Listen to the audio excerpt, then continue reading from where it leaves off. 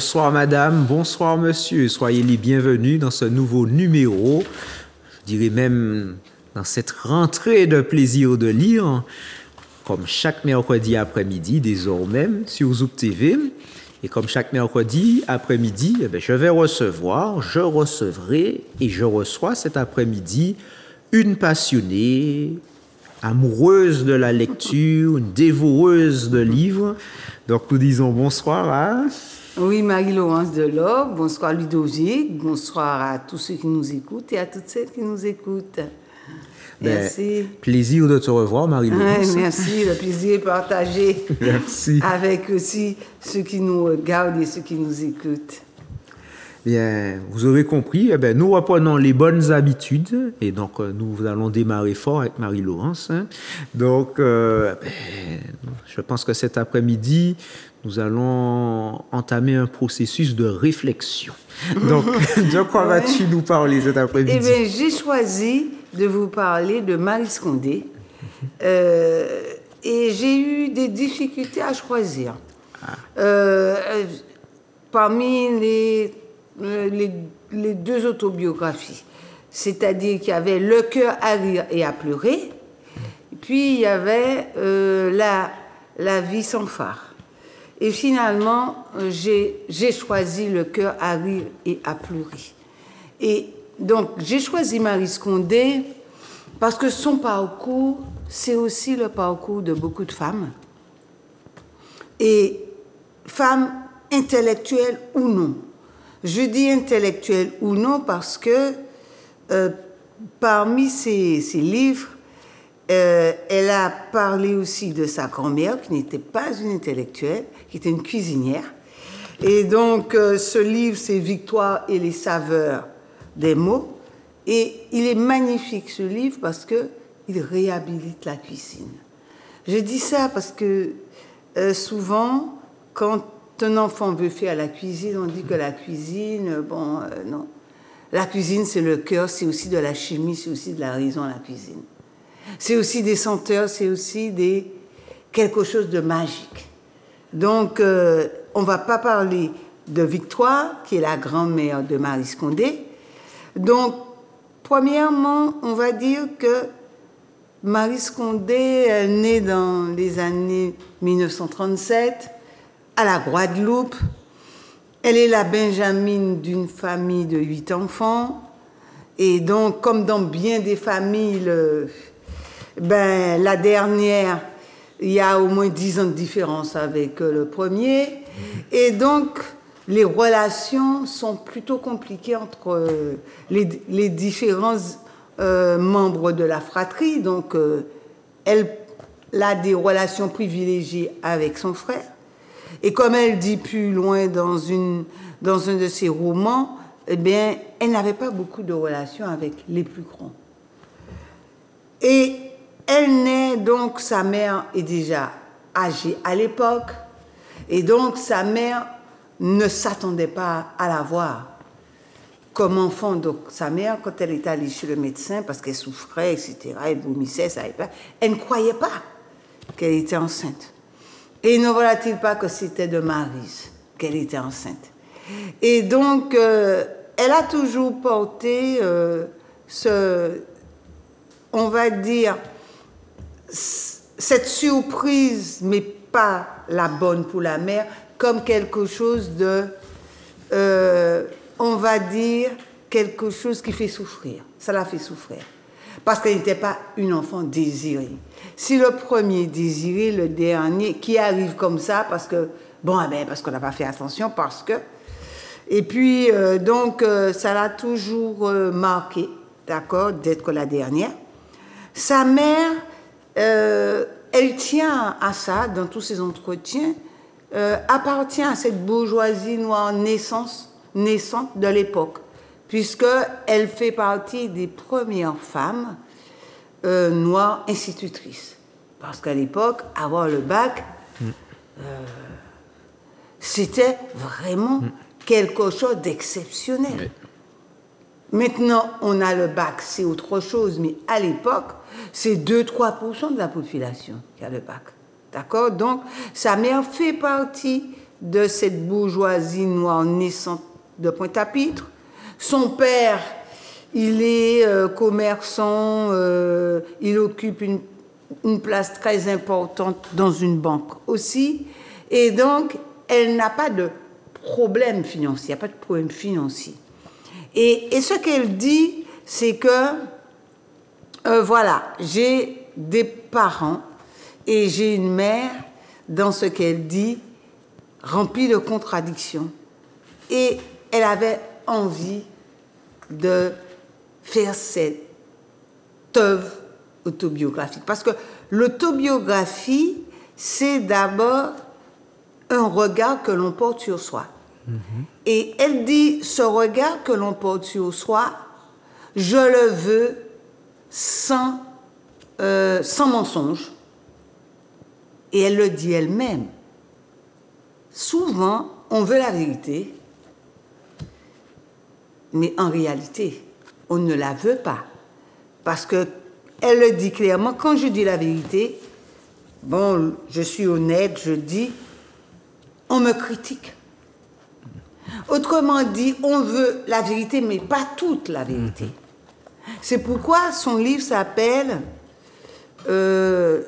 Cœur à rire, la dérision, et à pleurer, parce qu'il y a des souffrances.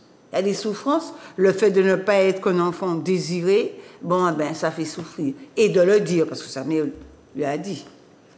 Tu n'étais pas prévu, c'était pas prévu, il lui a raconté comment. D'accord? Donc, c'est pourquoi il y a dans rire, le rire, c'est le rire de la dérision. On se met en scène, mais de manière vraie. Donc, comme elle dit, il faut vouloir la vérité. Elle a commencé à écrire très tardivement, à 42 ans. À 42 ans, elle avait déjà un premier enfant d'un journaliste haïtien, d'accord, qui l'a abandonné. Et donc, elle se retrouve dans une situation de mère célibataire, d'accord, seule, parce qu'elle est partie en France très jeune, à 16 ans. Elle a fait des études brillantes. Mais comme elle dit au début du livre, son rapport à Paris et son rapport est assez particulier après la Seconde Guerre mondiale. D'abord, je lis ce qu'elle dit, c'est portrait de famille. Alors, mon père était un ancien fonctionnaire et ma mère en exercice, y bénéficiait régulièrement d'un congé, entre guillemets, en métropole, avec leurs enfants. Pour eux, la France n'était nullement le siège du pouvoir colonial. C'était la mère patrie et Paris. La ville lumière qui seule donnait de l'éclat à leur existence. Ma mère nous chargeait la tête de description des merveilles du chaos du temple et du marché Saint-Pierre, qui n'existe pratiquement plus aujourd'hui. En prime, la Sainte-Chapelle et Versailles. Mon père préférait le musée du Louvre et le dancing, où il allait en garçon se dégourdir les jambes. Ma mère venait de fêter ses 43 ans et c'est là qu'elle raconte, parce que c'est pas suivi, mais ce sont des souvenirs qui arrivent, mais qui sont vrais. Quand elle ne vit plus son sang, elle crut au premier signe de la ménopause. Et elle courut trouver son gynécologue, le docteur Mélas, qui l'avait accouchée 7 fois. Après l'avoir examiné, il partit d'un grand éclat de rire. Ça m'a fait tellement honte, racontait ma mère à ses amis, que pendant les premiers mois de ma grossesse, c'était comme si j'étais une fille-mère. Et elle aussi, quand elle avait son premier enfant de ce journaliste haïtien, Dominique, elle avait aussi cette même sensation d'être une fille-mère délaissée. J'essayais de cacher mon ventre devant moi. Elle avait beau ajouter en me couvrant de baisers, c'est d'elle dont elle parle, elle était devenue son petit bâton de vieillesse. En entendant cette histoire, j'éprouvais à chaque fois le même chagrin. Je n'avais pas été désirée. Aujourd'hui, je me représente le spectacle peu courant que nous offrons assis aux terrasses du quartier latin. Donc, il y a des souvenirs comme ça qui font souffrir, qui expliquent pourquoi elle dit que à rire et à pleurer. Et à rire, cette anecdote, si c'en est une, c'est ce qu'elle raconte plus loin, assis à une terrasse de café. Donc voilà, ils sont parés, toute la famille est réunie, les garçons de café passent, leur plateau en équilibre sur la hanche, et ils lâchent invariablement, servant des diabolomantes, « Qu'est-ce que vous parlez bien le français ?» Mes parents recevaient le compliment sans broncher, ni sourire, et se bornaient à hocher du chef, c'est-à-dire de la tête. Une fois que les garçons avaient tourné le dos, comme d'habitude, ils nous prenaient à témoin. Pourtant, il n'y a pas dit rien, hein? Pourtant, nous sommes aussi français qu'eux, soupirait mon père. Plus français, renchérissait ma mère avec violence. Elle ajoutait en guise d'explication, nous sommes même plus instruits. Nous avons de meilleures manières. Nous lisons davantage. Certains d'entre eux n'ont jamais quitté Paris, alors que nous connaissons le Mont-Saint-Michel, la Côte d'Azur, la Côte Basque. Et voilà qu'elle reprend la parole, Marie Scondé. Il y avait dans cet échange un pathétique, une tristesse, qui, toute petite que j'étais, me navrait. Ce qui la navrait, c'est pas que le garçon de café puisse dire ça. Il était dans son rôle. Mais le silence du père, de la mère, il courbe les chines. Toujours courbé jusqu'à s'aplatir. C'est ça qu'elle dit. Sans raison, les rôles s'inversaient. Les ramasseurs de pourboire en gilet noir et tablier blanc se hissaient au-dessus de leurs généreux clients. Mais oui, parce que il y a les pourboires, bien évidemment. Ils possédaient tout naturellement cette identité française. En moi, je ne comprenais pas, en vertu de quoi, ces gens orgueilleux, contents d'eux-mêmes, elle parle de ses parents. C'est ce qu'elle ne comprend pas. Elle ne dit pas qu'elle ne comprend pas ce que disent les garçons de café. Elle ne comprend pas la réaction de ses parents. Et elle parle de ses parents en disant « Et moi, je ne comprenais pas, en vertu de quoi ces gens orgueilleux, contents d'eux-mêmes. » Ouais. La mère a un statut de notable appartenant à la petite bourgeoisie noire de Pointe-à-Pitre, et tu es assis à une terrasse de café et tu ne peux pas répondre. Notable dans leur pays, la Guadeloupe, rivaliser avec les garçons qui les servaient. Un jour, je décidai d'avoir le cœur net. Comme chaque fois que j'étais dans l'embarras, je me tournai vers mon frère Alexandre, qui s'était surnommé Sandrino, pour faire plus américain. Premier de sa classe, les poches bourrées de billets doux de ses gamines, Sandrino me faisait l'effet du soleil dans le ciel. Bon frère, il me traitait avec une affection protectrice. Mais je ne me consolais pas d'être considérée comme sa petite sœur. Oubliez aussitôt la taille de guêpe. D'accord? Pourquoi enviait-il si fort des gens qui, de leur propre aveu, ne leur arrivaient pas à la cheville. C'est ce qu'elle dit. Comment des gens, ses parents, ayant une fortune certaine à l'époque, pas trop, mais pas moins, mais vivant aisément, puisqu'ils peuvent faire le voyage par bateau, se laissent malmener par des garçons de café. Et c'est bien plus tard, quand elle a lu Fanon, qu'elle a vu et elle a compris ce qu'était l'aliénation. Être étranger à soi-même. Ils étaient tellement coincés dans leur certitude qu'ils ne voyaient pas ce que ça signifiait, l'assimilation et surtout l'aliénation.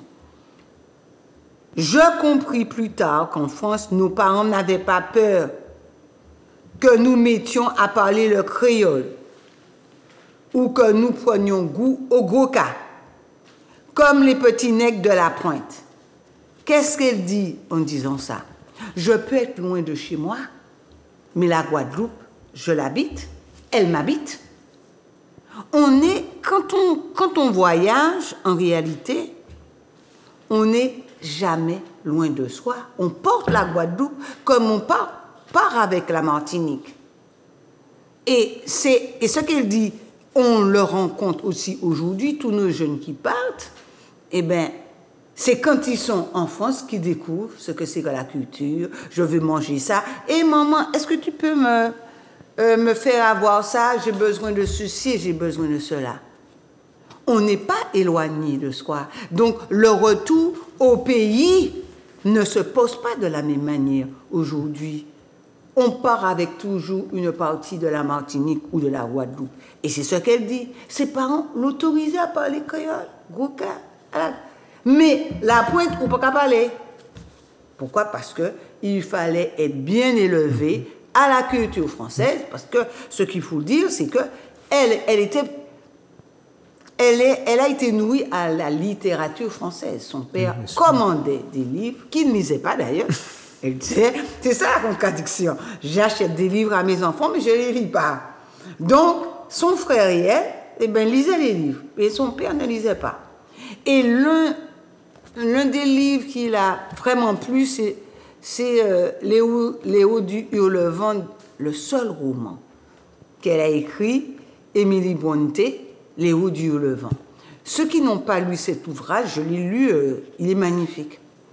Très jeune, c'est l'histoire, quand au fond, d'un être qui a été recueilli et donc d'origine noire et qui a toutes les peines du monde à s'intégrer à la société anglaise. Donc, son désir d'écriture commence par cette lecture. Et c'est à 42 ans qu'elle écrit son premier roman.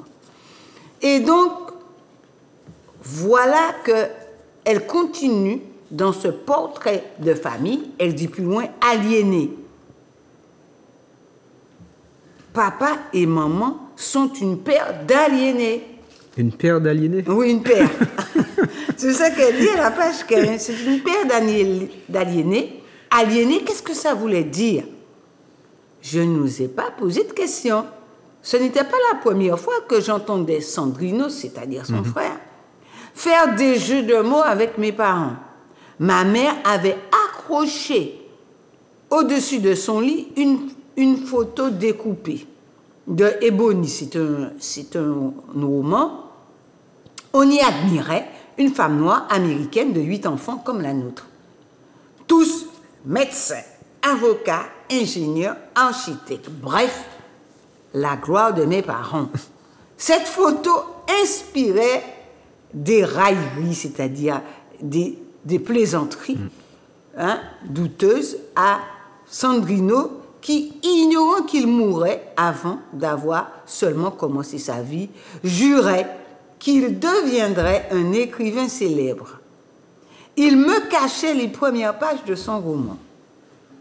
D'accord? Donc, ce portrait de famille, elle y tient dans le premier chapitre. parce que elle dit, en réalité, c'est le lot de beaucoup de familles appartenant à cette petite bourgeoisie naissante. Et de ne pas assumer à la fois d'être guadeloupéen et d'être français. D'accord? Et donc, et c'est pourquoi elle est partie en Afrique, et plus particulièrement, elle a fait Sénégal, Ghana, Sénégal, Ghana, elle a fait la Côte d'Ivoire, donc on va dire l'Afrique de l'Ouest, d'accord, et elle s'est mariée avec Condé. Et comme elle le décrit, qu'elle avait rencontré, n'est-ce pas, à Paris, acteur, elle était séduite. Il faut bien dire qu'elle ne s'est jamais trouvée belle. Comme beaucoup de femmes, elle ne se trouve jamais belle. Et quand on regarde Maryse Condé, je suis désolée. Il y a un humour dans ses yeux, elle est une belle femme. Et donc, on aura beau dire, ah ouais, c'est parce que tu m'aimes bien que tu me trouves belle. C'est comme ça qu'on dit ça à ses enfants. Mais non, mais pourquoi? Tu as des filles peut-être, mais elles se trouvent jamais belles. Ah ouais, je suis pas belle. Ah ouais, c'est parce que tu es mon papa que tu me dis ça. C'est parce que tu es ma maman. Eh bien oui, on souffre de ça. Les femmes et les filles, de ne jamais être dans le canon de beauté de l'époque. Donc, elle a toujours vécu ça de façon difficile. Et donc, elle part, après cette déception et cet enfant qu'elle a avec le journaliste haïtien. Donc, elle fait la connaissance de Condé et elle part en Afrique. Et donc, elle dit à la suite de cette expérience que c'est un bon à rien, le mari. D'accord? Elle n'a pas de mots durs. Et ça, je crois que ça plaisait beaucoup à ma mère. Parce que c'est ma mère qui m'a fait connaître Maryse Condé. Je lui disais, mais pourquoi tu achètes? Parce que personnellement, j'étais toujours dans les essais. Et donc, chaque fois, chaque anniversaire, il fallait lui acheter tous les livres de Maryse Condé, ses goûts. Et ça me disait, mais qu'est-ce que c'est? Et c'est quand j'ai commencé à lire que j'ai vu que ça correspondait aussi à ma mère, avec des contradictions aussi, comme oui. Hein, et tout le monde peut se reconnaître. Même aujourd'hui, on se reconnaît dans ce qu'elle dit. Donc, elle part en Afrique en 1961 avec Condé et ça ne marche pas du tout. Au contraire, elle a un enfant qui naît dans chacun de ces pays, d'accord, avec toujours Condé, et donc elle se sépare et il lui laisse son nom et au lieu de porter Boucoulon, eh ben, elle pose Condé, d'accord. Donc elle retourne en France. Et puis, il faut bien dire qu'en France, enseigner à l'université, malgré on va dire, toutes les recherches qu'elle a pu faire, il faut avoir le concours, l'agrégation et tout.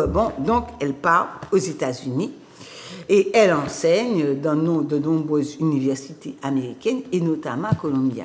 D'accord? Et c'est ensuite qu'elle retourne en France et qu'elle va travailler à l'université. Et puis, elle rencontre aussi celui qui va rester son mari pendant 50 ans, un Britannique,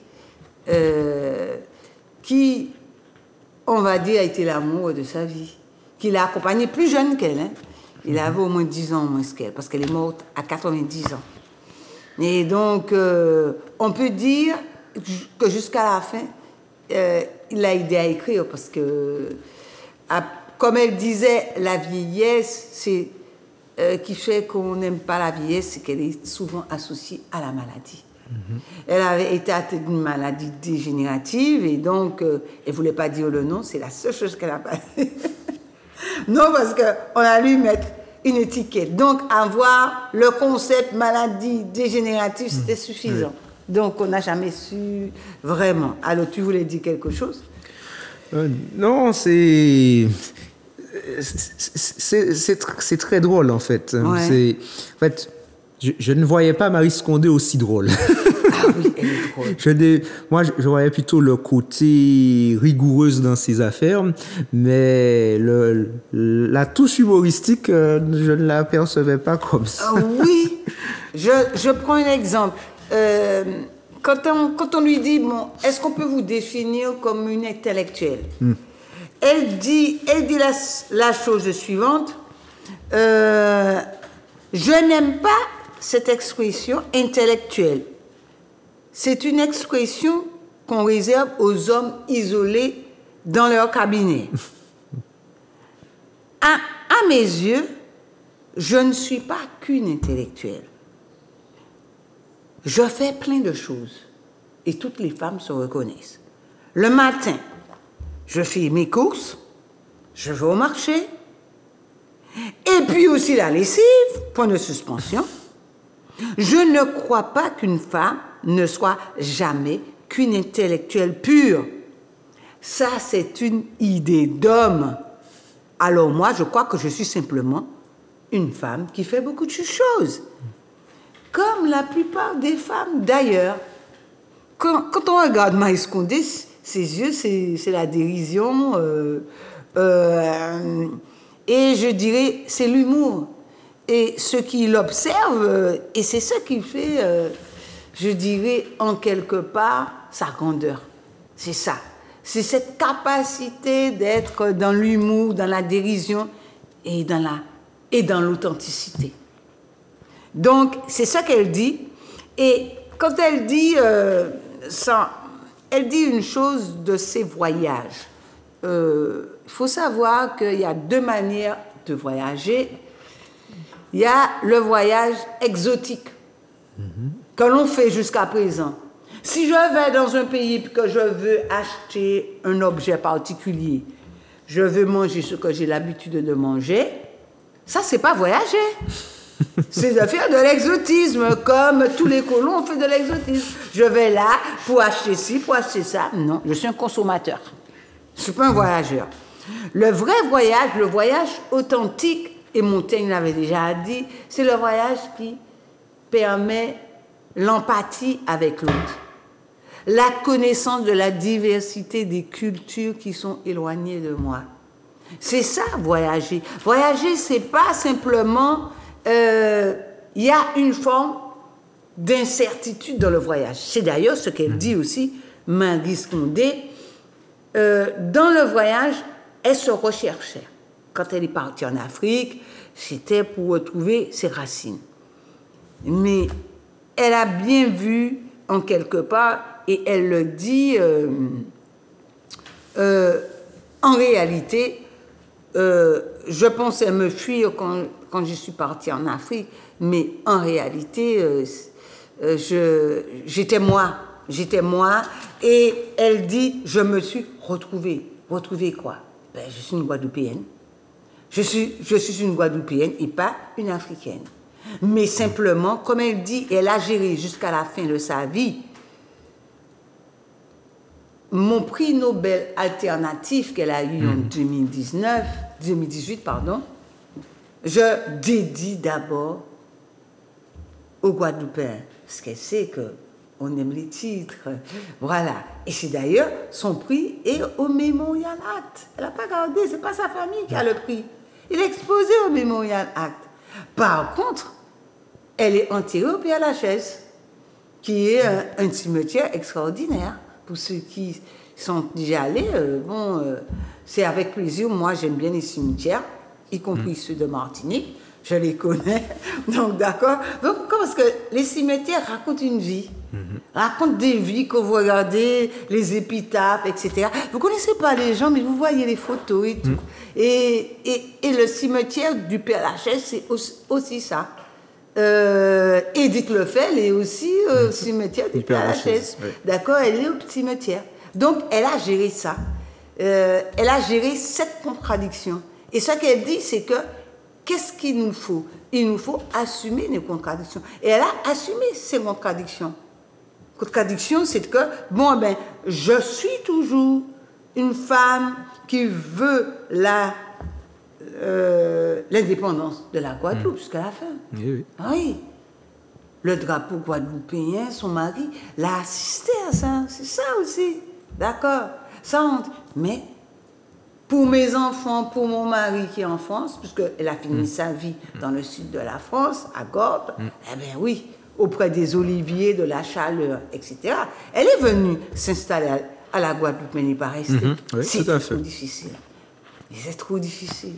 Mais c'est intéressant ça, ce côté, comme tu dis, elle assume ses contradictions. Oui. Parce que c'est rare d'entendre ça. Parce que généralement, quand une personne, bon, Ouais. tout le monde a des contradictions, mais les gens, on ne reconnaît pas nos Non. contradictions. On essaie de justifier. Non, c'est pas une contradiction. On Oui. essaie de montrer qu'il y a une cohérence. Bon, Oui. bon, peut-être qu'il y a une cohérence dans la contradiction, mais la chose, c'est que qu'une personne dise je suis en contradiction avec moi-même, avec ce que je défends ou ce que je pense, on va pas avoir des gens comme ça. Tandis qu'elle, elle a dit oui, il y a une contradiction, elle s'est assumée, voici une première chose, ces deux idées sont en Oui. contradiction, et Oui. ça pose Oui. pas de problème. Oui, et c'est pourquoi on peut définir Marie Scondé comme une femme libre et dégagée de tout préjugé politique, idéologique ou intellectuel.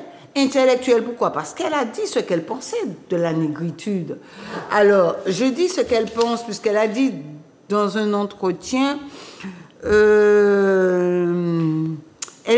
disait la chose suivante, je la cite, « La négritude ne correspond pas au vécu des peuples et des diasporas noires dans le monde. La négritude est un idéal, un devoir-être, mais pas un réel. » Parce qu'elle dit ça après son séjour en Afrique. C'est en ce sens que c'est un mythe, c'est une croyance. On a besoin de croyance, pourquoi pas? Le vécu personnel, le spectacle du monde montre que ce sont les facteurs historiques, ethnographiques, sociaux et de genre qui déterminent avant tout la perception. Donc, il y a donc chez Marie Scondé ce refus de s'enfermer dans des espèces de modèles, d'assignations, à être ceci ou cela. C'est pourquoi elle est une femme libre. Elle a assumé ses contradictions. Parce que nous sommes toujours des êtres de contradiction. Elle sera, comme elle dit, je suis pas une paysanne, mais je suis une femme qui fait ses courses, qui fait la lessive et qui fait la cuisine. Elle faisait la cuisine. Et n'importe quel type de cuisine. Donc, non pas parce que les femmes font la cuisine, c'est parce que la cuisine, c'est aussi quelque chose qui a à voir avec le cœur. C'est aussi, en même temps, quelque chose qui a à voir, une activité qui a à voir avec la raison, parce qu'on pèse, pour savoir quel ingrédient mettre. Si on met trop de cet ingrédient, eh ben, ça tue le plat. Donc, c'est un équilibre. C'est ça la cuisine. C'est un savant équilibre de saveurs. Et bien souvent, on oublie ça quand on fait la cuisine, parce que c'est tellement une corvée parfois pour beaucoup de femmes. Bon, il faut le faire, on le fait, mais on perd le goût à faire la cuisine parce que ça devient une injonction liée à un statut féminin, etc. D'accord? Donc, on va aussi préciser que concernant sa vie, sa propre vie, ce qu'elle en a tiré, elle dit la chose suivante, et ça c'est au dernier paragraphe, à la dernière partie. Je me passionnais aussi pour les cruelles histoires de vie, comprenant que la souffrance donne son véritable prix à la créativité. Grâce à ma nouvelle liberté, je retrouvais d'anciennes camarades de la Pointe. Mes camarades d'Hippocagne, c'est-à-dire d'études supérieures en littérature, devenues cagneuses, ne m'avaient pas lâché.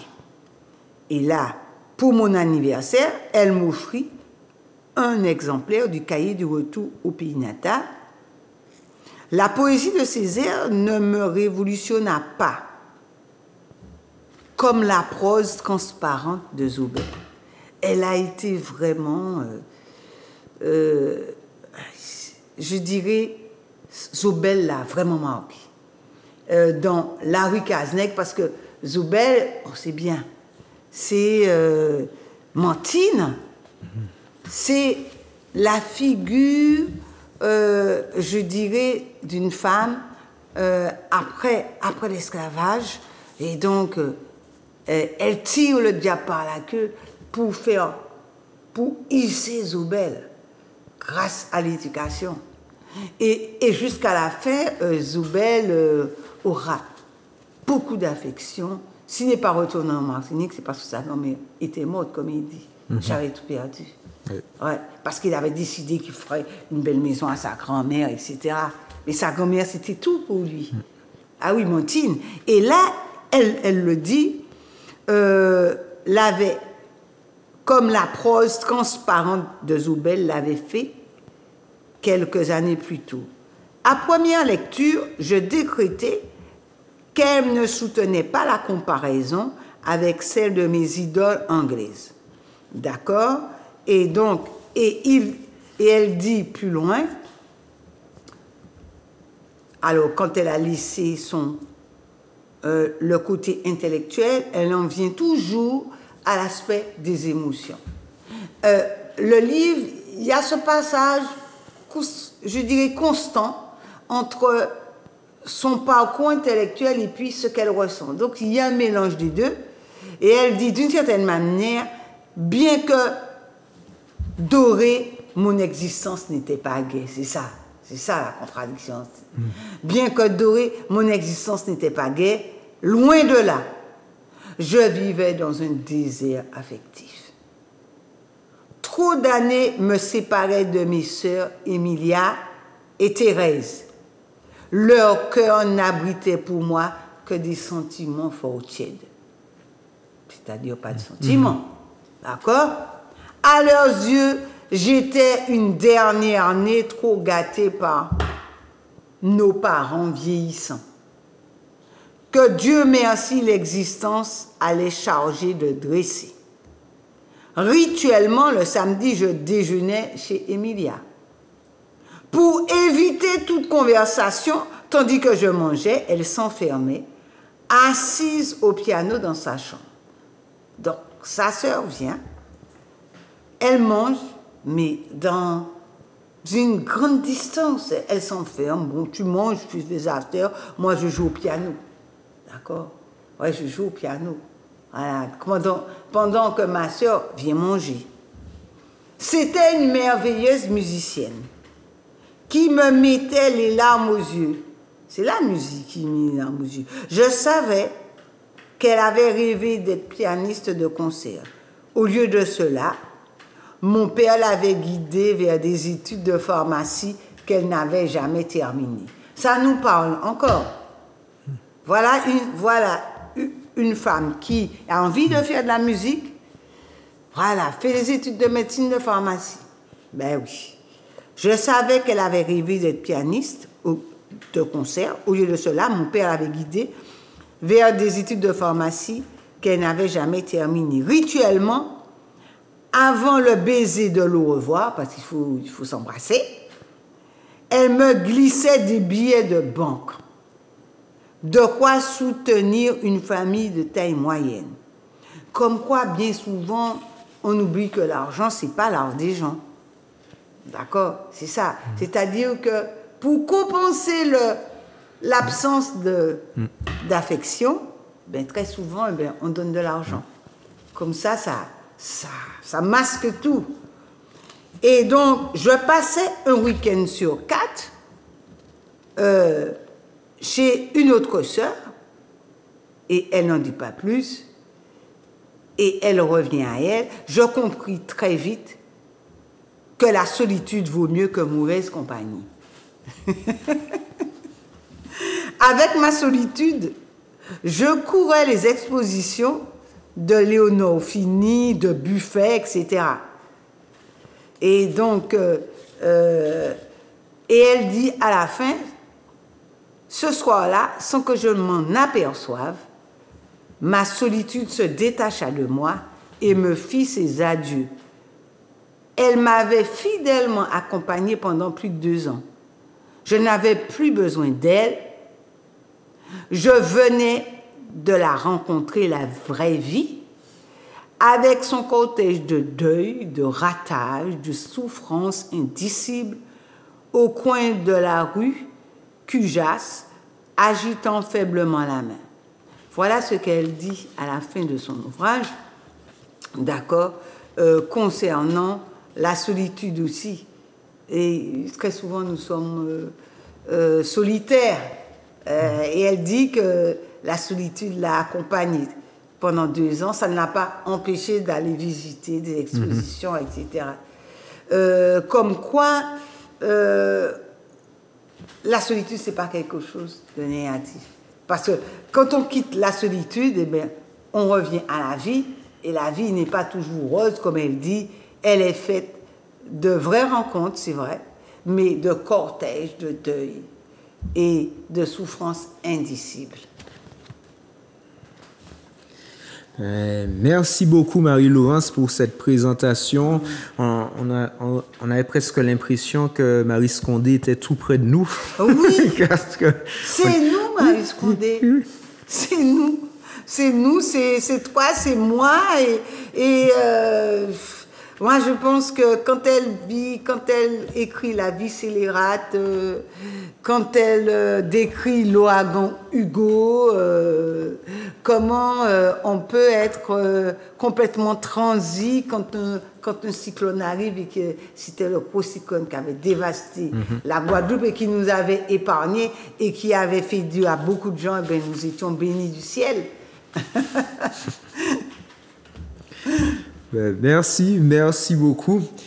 Alors, si comme Marie-Laurence, vous souhaitez présenter un ouvrage qui vous tient à cœur, vous pouvez le faire. C'est possible, il suffit de composer le numéro qui s'affiche à l'écran, à savoir le 06 96 19 41 13. Et nous nous ferons un plaisir de vous recevoir sur le plateau de Zouk TV dans Plaisir de lire. Merci à nouveau, Marie-Laurence. C'est moi qui te remercie, Ludovic. C'était avec plaisir. Et puis, on remercie ceux qui sont toujours fidèles et qui écoutent l'émission Plaisir de lire. Merci, chers téléspectateurs, pour ce temps passé en notre compagnie. Nous vous souhaitons une bonne fin d'après-midi et nous vous disons à très bientôt.